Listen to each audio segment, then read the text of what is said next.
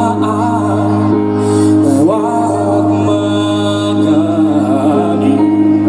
Bato, bato, bato sa langit. Ang matamaan ay huwag masyadong halata. Tao po, nandiyan po ba kayo sa loob ng malaking bahay at malawak na bakuran? Mataas na pader, pinapaligiran at nakapilang mga mamahaling sasakyan. Mga bantay na laging bulong ng bulong, wala namang kasal pero marami ang nakaparong. Lumakas man ang ulan ay walang butas ang bubong. Mga plato, kutsara na hindi kilala ang totoo.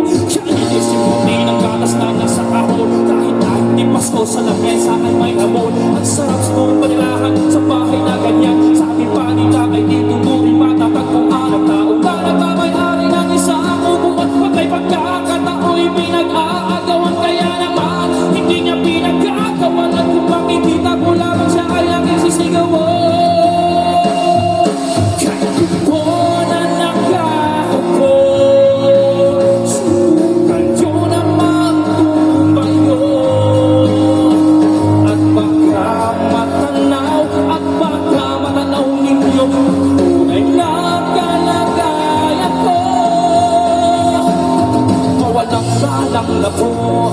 Mawalang galang na po sa taong nakaupo. Sana naman matanaw ninyo.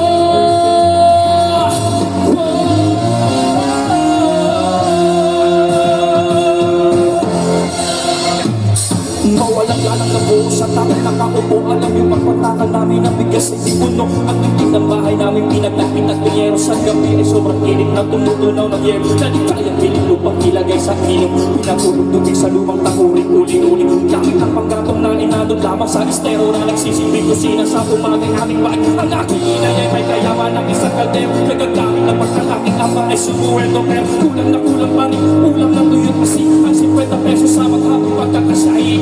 Di ko alam kung talagang maraming harang na mataas ang bago mo. Nagbubulag-bulagan